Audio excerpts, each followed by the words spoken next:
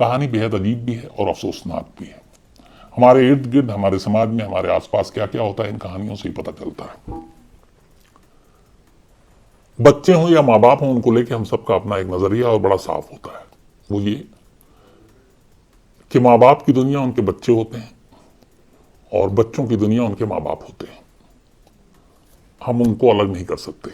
लेकिन जब ऐसी कहानी आती है कि माँ बाप ही अपने बच्चों के दुश्मन हो जाए, माँ बाप ही अपने बच्चों के कातिल हो जाएं, या कई बार ऐसा भी होता है कि बच्चे ही माँ बाप के कातिल हो जाएं, बच्चे अपने माँ बाप को मार डालें, तो फिर अजीब लगता है।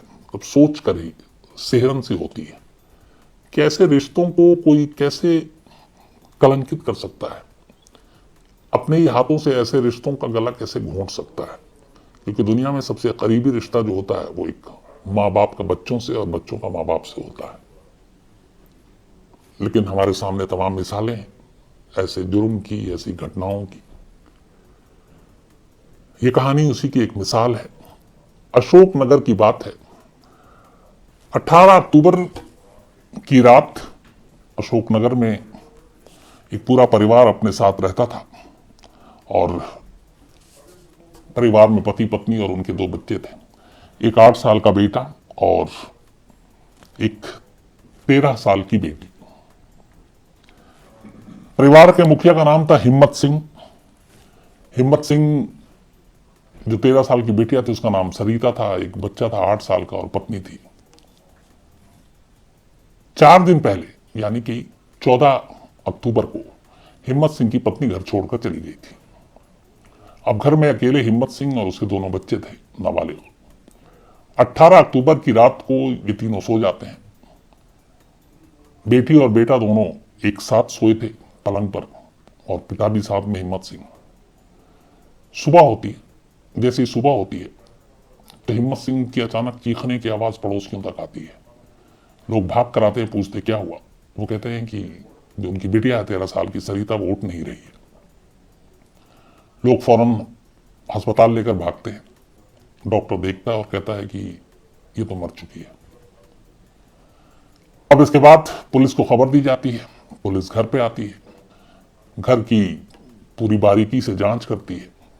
तो जिस बिस्तर पे बाप और बेटी और बेटे सोए थे, वहां पे उसी बिस्तर के किनारे एक टॉवल पड़ा हुआ था, एक तौलिया था।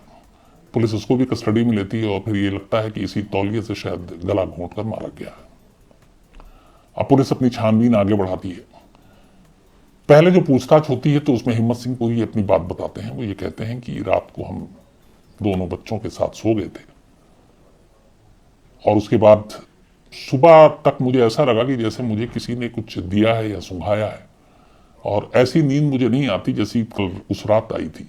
मुझे लगा कि मैं शायद बेहोश हूं और मैं बेहोश हो गया हूं या मुझे किसी ने बेहोश कर दिया है, और उसी बेहोशी के आलम में कातिल ने मेरी बेटी को मार डाला। तो पुलिस ने पूछा कि आपकी कोई दुश्मनी, किसी पे शक? हिम्मत सिंह ने कहा कि मेरी पत्नी से 4 दिन पहले मेरा झगड़ा हुआ था। उस झगड़े की वजह ये थी कि मेरी पत्नी का एक प्रेमी है, इसी गांव का है, और उसको लेके मैं हमेशा उसे टोकता था। एक बार मारपीट भी हुई और उसके प्रेमी ने भी आकर मारा। और इसी बीच 4 दिन पहले, करीब 14 अक्टूबर की बात है, पत्नी अपने प्रेमी के साथ घर छोड़कर चली गई। उन्होंने कहा उससे पहले भी एक झगड़ा हुआ था और पुलिस में जाकर हमने रिपोर्ट भी लिखाई थी, बच्चे भी गए थे और पुलिस के पास वो रिपोर्ट थी पति पत्नी के झगड़े के बीच में। तो उन्होंने कहा ठीक है, पत्नी चली गई तो फिर आप क्या कहना चाहते हैं? तो हिम्मत सिंह ने कहा कि मुझे यही शक है कि मेरी पत्नी ने अपने प्रेमी के साथ मिलकर एक नई जिंदगी शुरू करने के लिए मेरी बेटी को मार डाला। तो पुलिस को बड़ा अजीब लगा कि पत्नी भागी, प्रेमी के साथ वापस आई, बेटी को मारा, बेटे को नहीं मारा, पति को नहीं मारा, जबकि उसकी लड़ाई पति से है। और अगर उसे अपनी नई जिंदगी शुरू करनी थी और उसे लगता था कि उसके बच्चे उसके रास्ते की रुकावट है, तो फिर दोनों बच्चों को मारती। एक को छोड़ दिया, एक को मार दिया, ये क्यों? खैर, फिर पुलिस ने पूरे घर का मुआयना किया तो पता चला कि घर का दरवाजा, चाहे वो मेन दरवाजा हो, सदर दरवाजा अंदर का, वो अंदर की तरफ से कुंडी लगी हुई थी। पुलिस ने पूछा कि घर का दरवाजा तो अंदर से बंद है, तो बाहर से आने की गुंजाइश कैसे? हिम्मत सिंह ने बताया कि हमारे घर का दरवाजा जो है वो बाहर से भी खुल सकता है, ये एक ट्रिक है, मतलब एक जुगाड़ है, लेकिन ये किसी बाहर वालों को नहीं पता। उसने बताया कि ये दरवाजा जो खुल सकता है ये सिर्फ मुझे और मेरी बीवी को पता है। तो मेरी बीवी को पता है कि अगर अंदर से भी कुंडी लगी तो दरवाजा खोल सकती है। क्योंकि अक्सर पहले भी हमने ऐसा किया है, तो इसलिए उसी ने खोला है। पुलिस ने भी हिम्मत सिंह की बातों पर यकीन किया, उसकी बीवी और प्रेमी की तलाश शुरू कर दी। तलाश जारी रही, वो भागते रहे।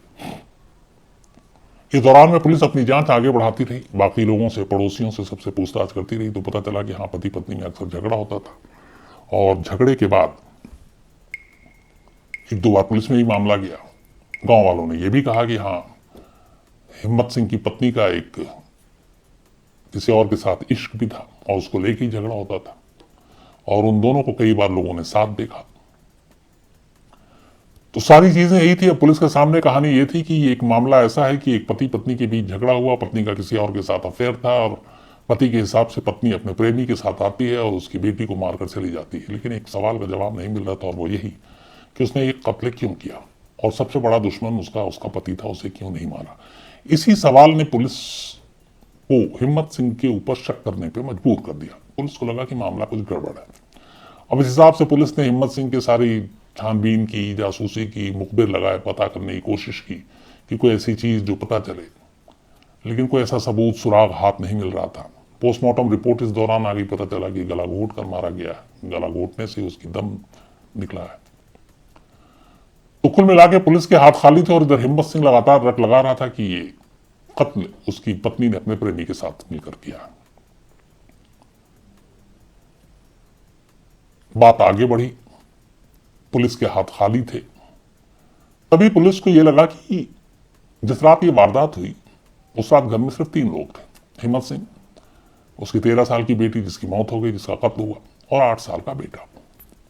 अब 8 साल का बेटा क्या इतना अक्लमंद या इतना होशियार है कि वो सारी चीजें बता सके? पुलिस के पास कोई और चारा नहीं था।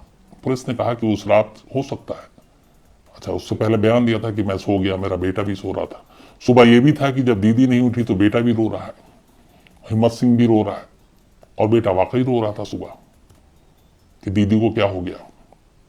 भाई बहन में बहुत प्यार था। तो पुलिस ने कहा कि चलो किसी तरह से इस बच्चे से कुछ पूछते हैं, शायद कोई जानकारी मिले। पुलिस बच्चे को अलग से ले गई, उसको बड़ा कंफर्ट किया, चॉकलेट, बिस्किट, जो भी चीजें हैं, और बहुत प्यार से उससे नॉर्मल सब बातें शुरू कर दी कि बेटा नाम क्या, क्या पढ़ते हो, कैसे, क्या लिखते हो, सारी चीजें। बच्चा थोड़ी देर में घुल मिल गया। इसके बाद पुलिस ने पूछा कि बेटा ये बताओ उस रात हुआ क्या था। बच्चे ने पूरी मासूमियत के साथ उस रात की कहानी सुनाई, और ऐसी कहानी सुनाई कि जो पुलिस वालों ने सुना, शायद उनमें से कई की आंखें नम हो गई। बच्चे ने कहा कि उस रात पापा घर आए थे। घर आने के बाद हम दोनों खेल रहे थे। थोड़ी देर के बाद पापा बड़े गुस्से में आए और उन्होंने कहा कि तुम दोनों में से किसको मारो, मुझे मारना है। पहले तो बच्चों को ऐसे ही लगा, लेकिन सरिता जो 13 साल की थी वो थोड़ी बड़ी थी, समझदार थी। बेटा 8 साल का था, थोड़ा मासूम था। हिम्मत सिंह ने फिर उससे पूछा कि ये बताओ कि दोनों में से कौन मरेगा, किसको मारूं। जब लग गया कि बात बहुत सीरियस है, सरिता ने अपने पापा से कहा कि, और ये बच्चे ने जो बोला वो उसकी लाइन ये थी कि फिर दीदी ने पापा से कहा कि भाई को छोड़ दो, मुझे मार दो। उसने फिर पूछा कि दोनों में से कौन मरेगा, मुझे मारना है। फिर सरिता ने कहा बच्चे की जुबान में ये कि दीदी ने कहा भाई को छोड़ दो, मुझे मार दो। और इसके बाद घर के ही रखे कपड़े से हिम्मत सिंह ने अपनी 13 साल की बेटी का गला घोंट दिया, और ये कत्ल होते हुए उस 8 साल के बच्चे ने, एक भाई ने, अपनी आंखों से देखा। जब सरिता का दम निकल गया, इसके बाद हिम्मत सिंह अपने बेटे को पकड़कर कहता है कि देख, मैं तुझे छोड़ रहा हूं क्योंकि तेरी बहन ने कहा है, लेकिन अगर तूने ये बात जो तूने भी देखा किसी से को भी बताया बाहर में, तो मैं तुझे भी मार दूंगा। रोते हुए बच्चे ने कहा कि मैं किसी को नहीं बताऊंगा पापा। और इसके बाद उसने उसे छोड़ दिया, और उस मुर्दा सरिता के साथ उसी बिस्तर पर बाप, जिसने अपने हाथों से कत्ल किया था, पूरी रात करवट बदलते हुए गुजार देता है। सुबह का इंतजार करता है, सुबह जैसी होती है फिर वो वही नाटक करता है, चीखता है, चिल्लाता है, रोता है। बच्चा भी फिर रोने लगता है और उसके बाद वो दुनिया को बताता है कि सरिता को मेरी पत्नी ने अपने प्रेमी के साथ मिलकर मार दिया। बच्चे के इस बयान के बाद पुलिस हिम्मत सिंह को पकड़ती है।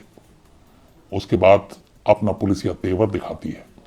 थोड़ी देर के बाद हिम्मत सिंह टूट जाता है और फिर वो सारी चीजें बताता है, और वो वही बताता है जो उससे पहले उसके बेटे ने बताया था।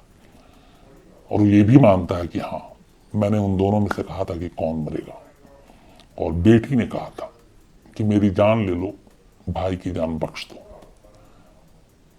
एक 13 साल की बच्ची अपने भाई के लिए अपनी जान देने को तैयार थी और दे भी थी।